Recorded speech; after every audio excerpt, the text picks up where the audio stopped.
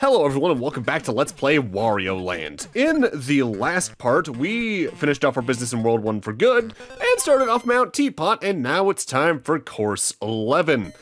Now, between parts, I did go back through all the later videos and also sped up all of the tally and even the gambling minigames, I think, just outright. That saved a good, like, 10-15 minutes across the entire project, so...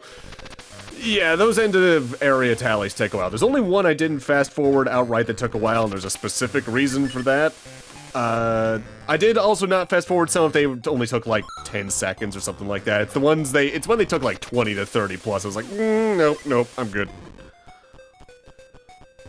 Now, something I haven't brought up in the game yet is that it actively loads levels a little differently than most other platformers on the Game Boy.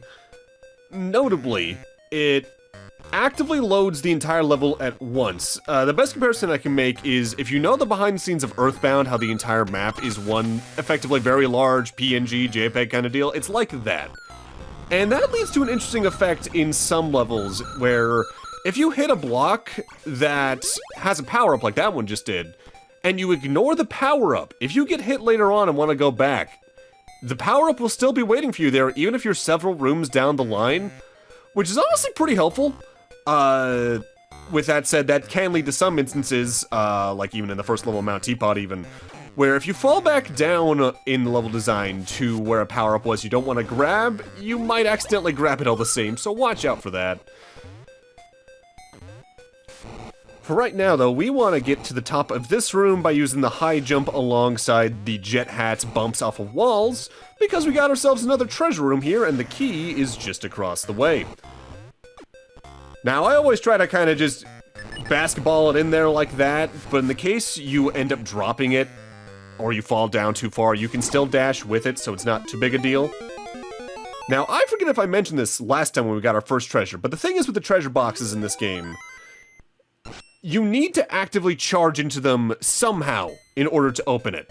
The actual shoulder charge of the jet, normal, or bull hats works, as does, I believe, the fire of the dragon hat. Small Wario has no way to open them whatsoever. And especially in some longer levels where the trek towards the door is long, that can lead to some problems. Thankfully, whenever you open a door with a key, it does stay open, so you can either just leave and come back to it, or go back to the level and find one of the power-ups like I just mentioned. That's my first death on screen. That room can be a little dangerous if you don't have the jet hat. The floater enemies around here work sort of like the arrow platforms from Mario 3, where when you jump on them, they move a certain direction, but every time you jump on them after the fact, that direction rotates. But since I have the jet hat, I just recommend ignoring them however you can. Hey, one of the few times in the game the actual Starman shows up. The way Starman works in this, you are still invincible, but as you charge through enemies, you get more and more heart points until you start getting 1-ups. Kinda tangentially related to what the normal effects of the Starman are with score multipliers and all that in the other games. But you can get more 1-ups than even are listed, technically, if you are close enough towards the next level up via heart points. Only thing is, there's really not that many Starmen in the game. Off the top of my head, there's maybe 2, 3, or 4. There's really not that many. Which, kind of a shame, but the game doesn't really need them. So, there's a mechanic in this level moving forward that I don't use that much. In specific, it involves this little bird enemy here. This is the chicken duck, I believe is its name.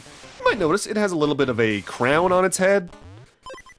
It's meant to be a basket in reality. If you pick up a smaller enemy, in particular these gooms, which are the generic enemies, and try to throw them into that crown and make the shot, which is very easy if they actively stand still long enough or if they land on the ground, you get 30 coins each time.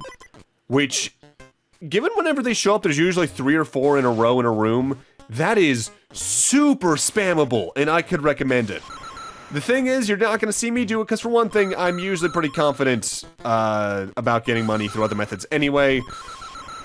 But also, I don't actually like throwing enemies at things in this game, because while you can use that to take them out pretty easily or stun them, I've been just historically very bad at judging the arc thrown items move at, so I don't really use it that much.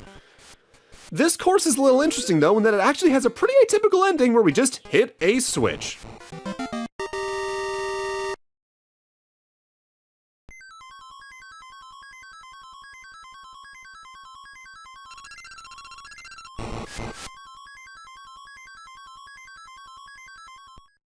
That switch made the lid of Mount Teapot fall back down, which gives us access to the actual boss level of this world.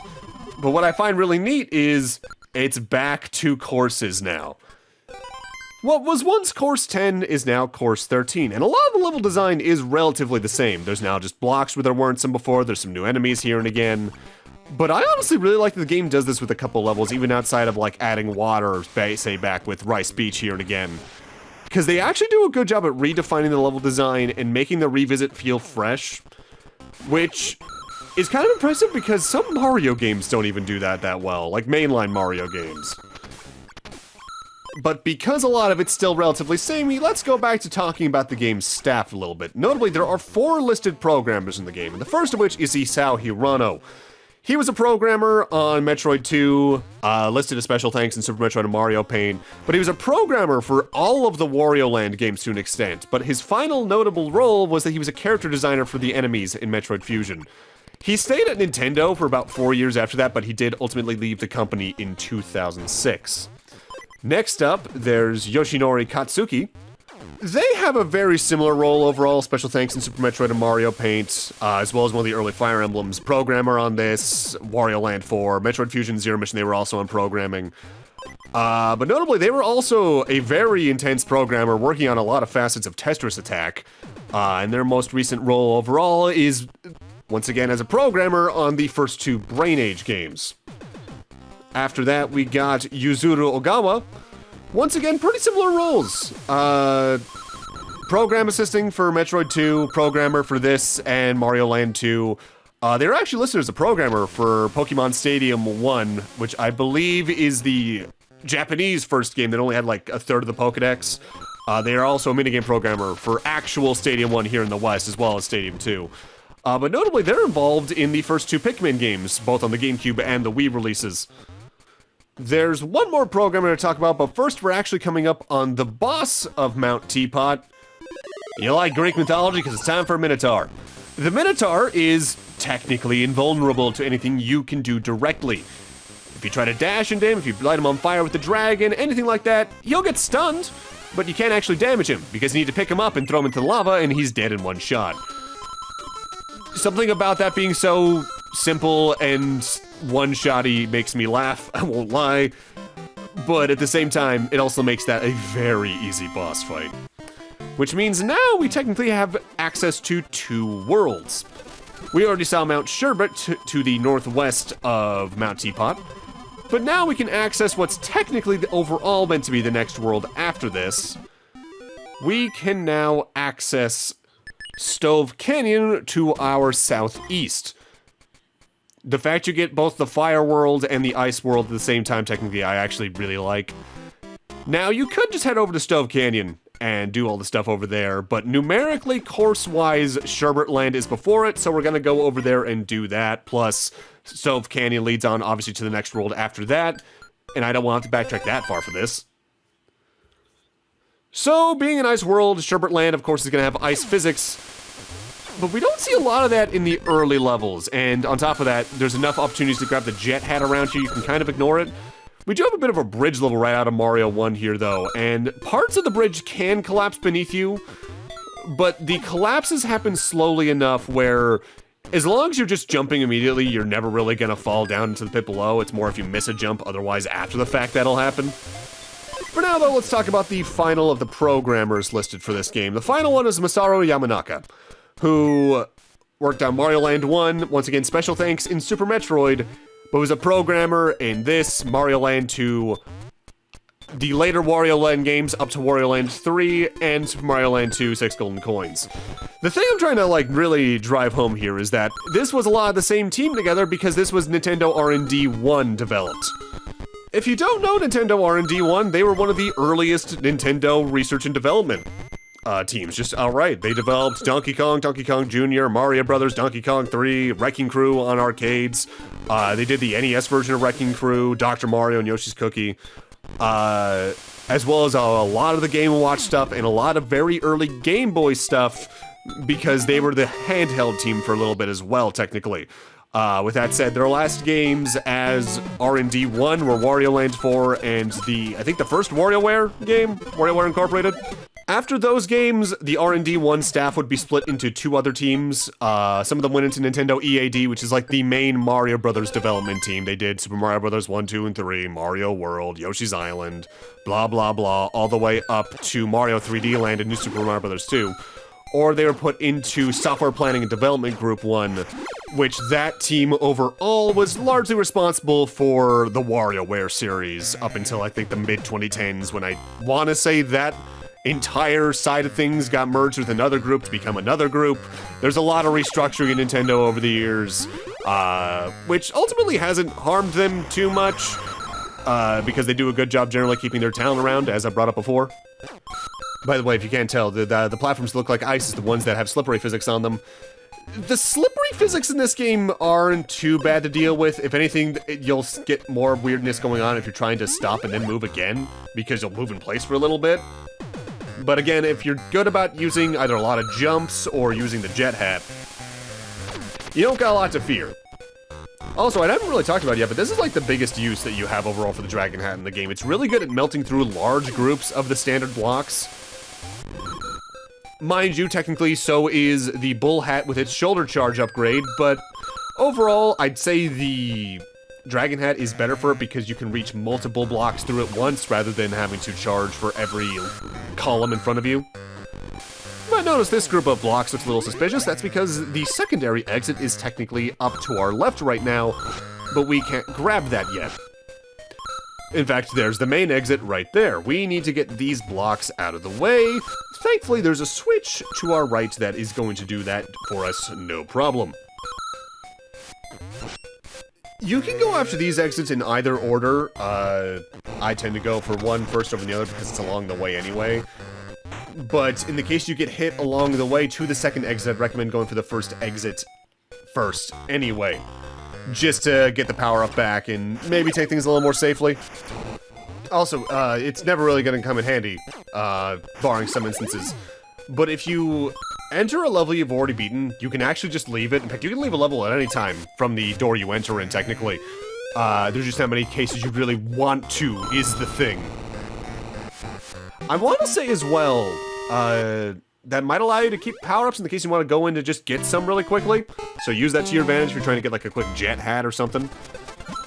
Now that we've done that visit to that level, though, we gotta go back in and get the second exit, which, as I mentioned, is at the blocks that we're kind of pointing upwards towards a staircase of sorts, but you need to hit the switch first, so let's get back to the first exit and head from there. So I might as well talk about it now. I've talked about a couple ways. There's a little bit of a cheat code in the game that allows you to do a lot of stuff. Effectively, it's a debug menu. If you pause the game and press the select button 16 times, you can then press the B button and then press left or right on the D-pad to move a cursor along anything on the bottom of the screen in the little menu. You can adjust the amount of lives, the amount of hearts you have, the amount of coins, anything really. Which is theoretically the fastest way to make money in the game. It just requires technically not playing the game. With that said, you can also use that to actually power yourself up. Namely, if you press and hold A and B and select the picture of Wario on the bottom left there. You can unpause at that point and you will cycle through the power-ups. You start with Small Wario, then you go to Normal Wario, then Bull, Jet, Dragon, and then it wraps back around to Small Wario. Which, if you're just trying to have fun in the game, you could use that to pretty good effect to just completely nullify any challenge the game has, which even then isn't that much to begin with, but it's worth noting all the same. I've had a couple of playthroughs of this game where I just get a little too close for comfort on coins to get the best ending. So in the last level, I'll just do that. Because at that point, I've already finished the game more or less. It's just a matter of, oh, nah, I want to see this ending versus that one, or things like that. Additionally, it's also technically the easiest way to get the worst ending, just due to how many coins that technically needs. Because this is one of those games that you're guaranteed to get enough coins along the way from beating bosses or just completely incidental stuff that unless you take deaths at very specific points to lose coins, you're probably going to get enough along the way. It's a little bit like the first Luigi's Mansion in that regard, honestly. Also, theoretically, depending on which exits you take throughout Sherbet Land, if you're just trying to get to a boss fight, this could theoretically, I think, be the shortest world in the game. Because I think technically this world has the most second exits off the top of my head. It's not this, it's like world 5, I think, that has the most. Mind you, when there's only 40 levels, there's only so many places that could actually have extra exits, really. This section here is honestly a little easier as Small Wario, because you can just worm your way between the platforms here. If you're anything that's not Small Wario, you have to throw the key and try to shoulder charge into the enemies as well as the blocks, which is a little annoying, honestly. Not because you have to pick the key back up every time. If anything, it's because you pick up the key a little too easily. It doesn't happen as much with enemies, but with the keys in specific, if you're shoulder charging and run into one, you pick it up. And because of that, you need to either throw the key between the blocks, and just make the shot that way, or high jump and throw the key over the ice block above you to get through that, which doesn't feel comfortable at all, really. The game overall controls well. That's one of the few quirks that just doesn't feel right, honestly. And this is one of the instances where I haven't actually really missed a treasure because of how I've gone through the levels, but I have found some treasures first because of how I've gone through some levels. I haven't missed one, technically. It's just a matter of which levels I've gone through in which orders. Also, it's just easier to grab those coins with the jet on the way down than it is on the way up using the floater, so I recommend doing that. It'll save you some time, and probably also some extra lives, in the case you get a little too rambunctious trying to grab some of the coins. Also, something I've liked about Wario Land and Wario World overall as a series is that they definitely have their own very unique design mentality for the character design of enemies in specific. And one of my favorites for this particular game is coming up in this room right here. I don't know why I find that dude adorable. There's something about him, I can't quite place why. But with that, I'm gonna need to end this off here. Thank you guys for watching, and in part 4, we're gonna finish off our adventures here in Sherbet Land before heading on over to Stove Canyon. See you guys then.